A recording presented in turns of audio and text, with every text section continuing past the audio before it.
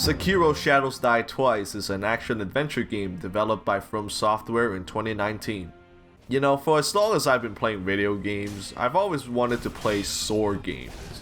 Not to sound like a complete psychopath, but using swords has always been fascinating for me. I guess growing up in China with wuxia shows on all the time has had an effect on me.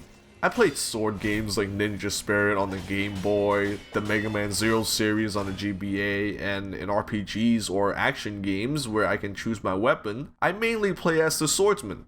But I never really thought about what it truly means to wield the blade and master the many techniques involved.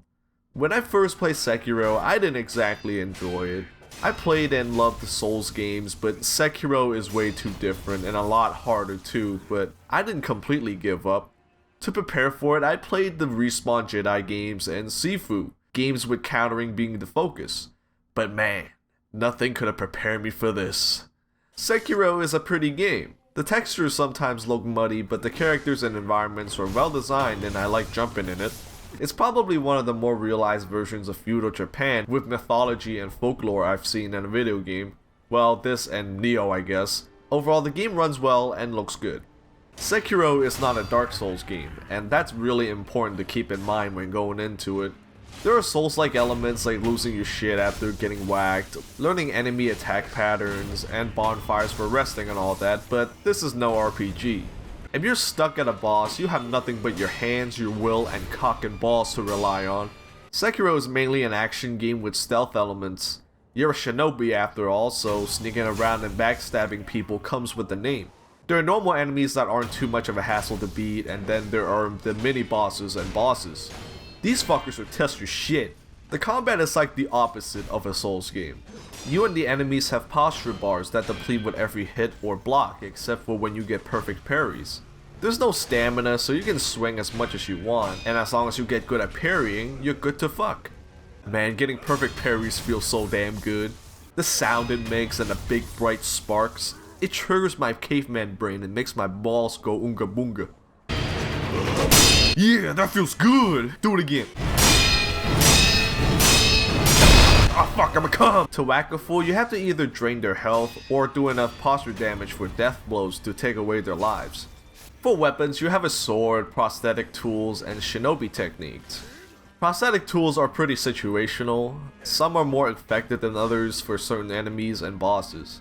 They're more supplementary than mandatory. There's an upgrade tree for the prosthetics, so you are encouraged to at least experiment with them. But I only use the axe, the firecrackers, and the umbrella hat most of the time, and there's like 10 of them in total. Same with the shinobi techniques. They're powerful, but it takes a few seconds to do, so you gotta pick the right time to do it. The basics are all you need, but if you want to be a speedrunning perfectionist, then try to incorporate some techniques and prosthetic tools in your moveset. The main gimmick, I guess you could say, of this game is resurrection. After getting whacked, you're faced with the choice of resurrecting or dying and restart at your last checkpoint. Basically, you're given the choice of staying and fighting again or fuck off like a pussy. This is cool since it lets you gauge your current abilities without the consequences of death. At least, not during boss fights. If you do get cut down enough times, people around you starts getting cancer. It's pretty easy to cure, but yeah, don't suck too hard or you'll give people the Rona. There's not too much in terms of character progression. You can find Gward seeds to upgrade your healing Gward.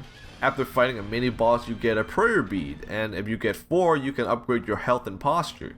You can also find the anal beads hidden in some areas too. Beating a boss gives you their memories that you can strengthen yourself with. You can get items like candy that give you temporary stat increases, but I don't use that shit, so who's got the bigger dick? The bosses are really fun to fight, but they're really stressful. This takes me back to when I first played Dark Souls. Learning a boss's patterns, dying over and over again, getting my heart pumping just for that one victory to bust a big nut, this is what I play games for. There's a decent variety of bosses, with most of them using either swords or spears, or both.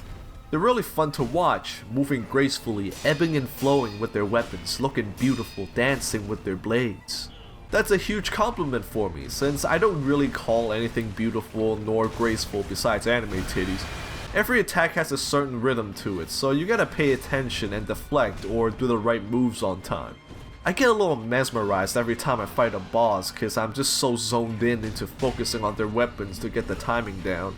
Dodging or evading is less of a focus in Sekiro.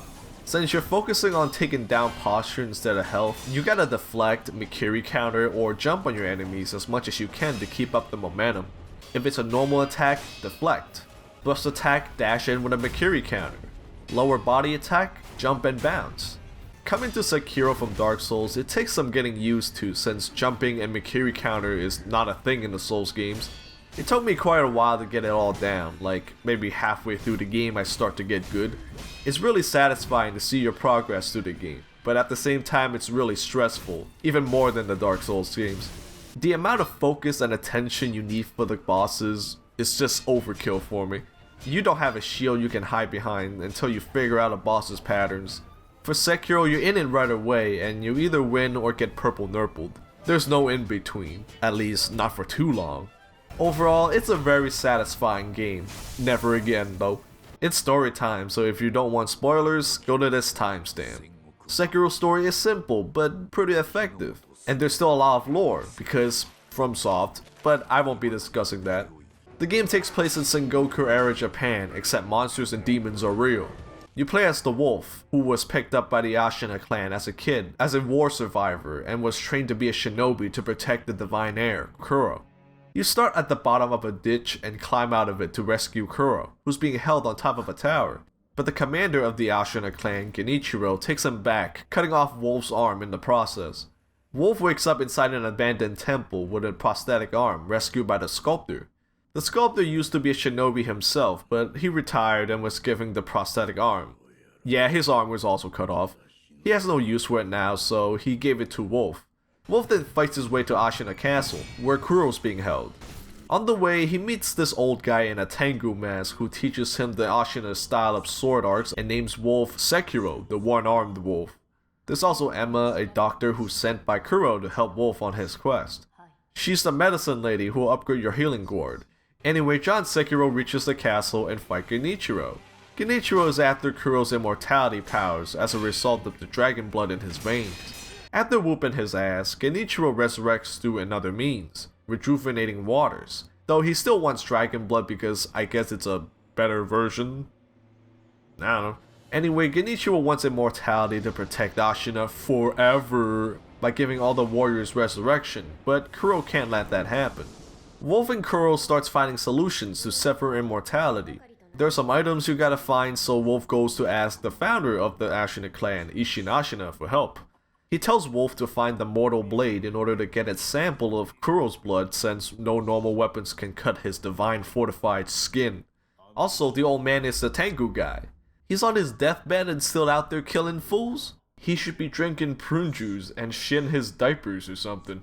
So Sekiro goes all over the lands for some special items and get the mortal blade. There's some weird ass places with people doing weird ass shit in order to obtain immortality.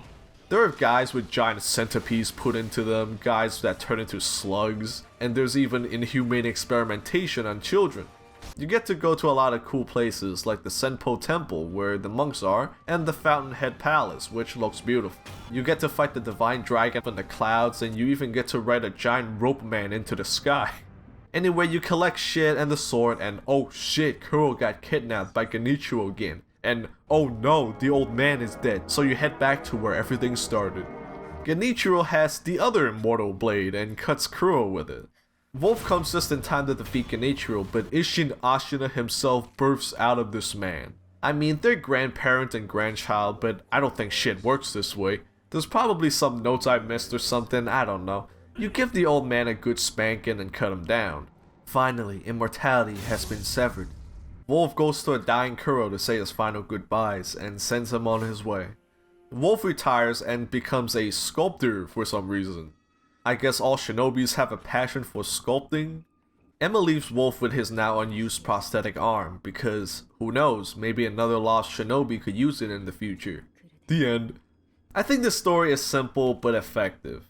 It's about the pursuit of immortality and how someone can lose their humanity from it.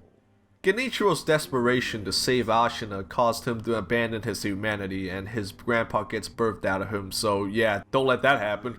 Wolf lacks character, but he's at least a cool guy to play as. Kuro is a cool kid.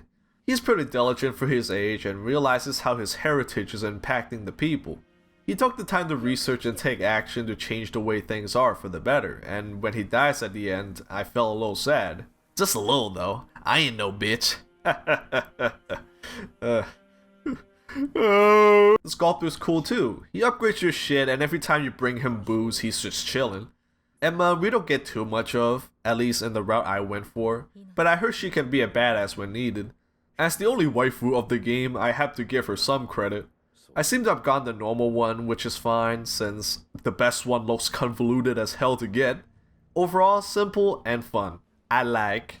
Sekiro is a great game that I'll probably never play again. The graphics and art direction are great.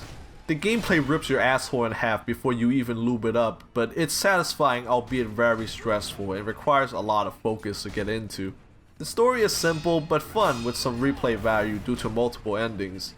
I really loved seeing myself improve and progress through the game, feeling my skills get better after every fight. But I think playing this game shortened my lifespan by at least 10 years plus a broken asshole. It's a very demanding game that requires your fullest attention to beat, even more than the Souls games. It's a great challenge if you're up for it.